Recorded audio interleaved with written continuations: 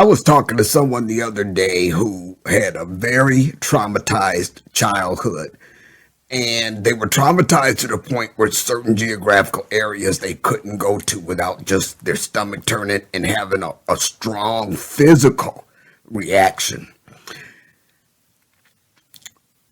As a result of their trauma, they would shrink back, they would put other people ahead of themselves, and they would put on a face for people, we call it kind of like a please me type of dynamic where their needs would always take a back seat to others' needs, whether that was emotional, physical, or whatever.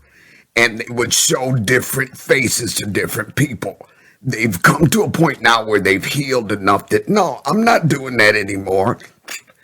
They've come to the point where I'm going to speak my mind. I'm going to speak up for myself. I'm not going to just do things to please other people.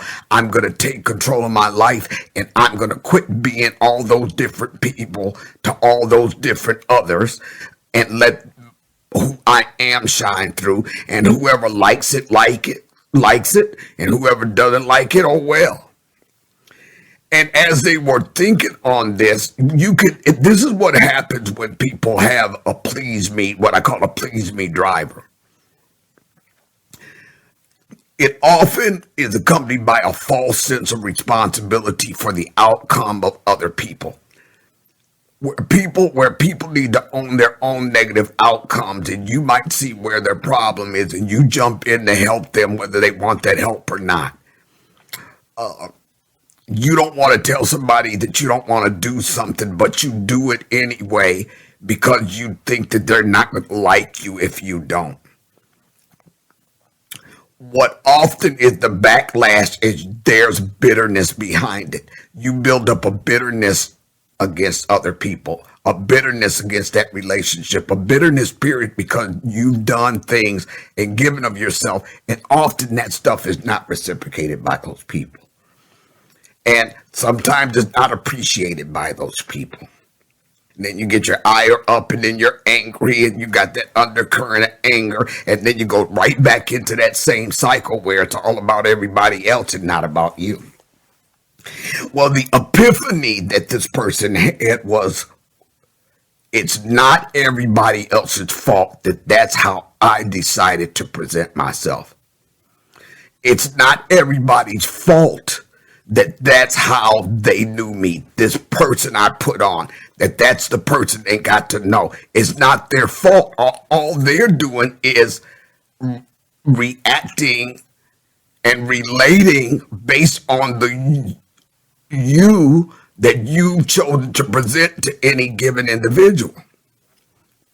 Yet we're bitter about those kinds of things. It's not other people's fault that we decide that our best defense mechanism is to please everybody else. It's not their fault. And as I was thinking about this, was a real epiphany for this person, because this person just woke up and said, why am I angry at everybody else when it's my fault? And I thought about this analogy. One of the Star Trek series has this thing called the Holideck. Now, I don't know if the Holideck started with the original Star Trek or the next generation or any iteration thereafter, but there's this thing called Holideck. When you think about it, everybody's on this ship for months or years, and everybody's entitled to a vacation. And the place where you live is the place where you work. So where do you go on vacation? So they've got this thing called a holodeck where you can program what kind of vacation you want. Paradise, New York City, whatever vacation you want, you can program the holodeck. And for whatever period of time you go on the holodeck, and that's all you see, that's your reality. The reality that you created and concocted for your pleasure was all in your control to develop and design. It's the same theory. What this person was saying is that they created this holodeck experience in the lives of other people that they knew. And once those people stepped on this person's holodeck, that person was drawn into the originator's reality. So in other words, it's not their fault that I created this holodeck experience and brought them into it. The only person they know is the person that this person presented over all of those years to them. That's all they know. How are they going to know the real you? Just saying. How are they going to know the real you if you don't know the real you and enough to even present that side of yourself to them? Sit on that for a minute. So once you create this so-called holodeck experience where you have designed the reality that you're living in that person's presence, it's not their fault that they don't know who you truly are, because you never stood on that truth long enough for them to see that. And your fear of them seeing the you chose to run from, the you didn't truly know, okay? Your decision to run from that put everybody in your life at a disadvantage, because now they're the bad guys, they're the boogeyman, because you decided that that was your reality. And they didn't have a choice in that. I'm just presenting this holodeck theory so that you can think about it. When you find yourself getting bitter about doing something or being somewhere, ask yourself, who put this demand on me? Am I the one who's concocting this demand on me? Am I the one who has decided that this is my obligation? Am I the one who has decided that I have to do this to please other people?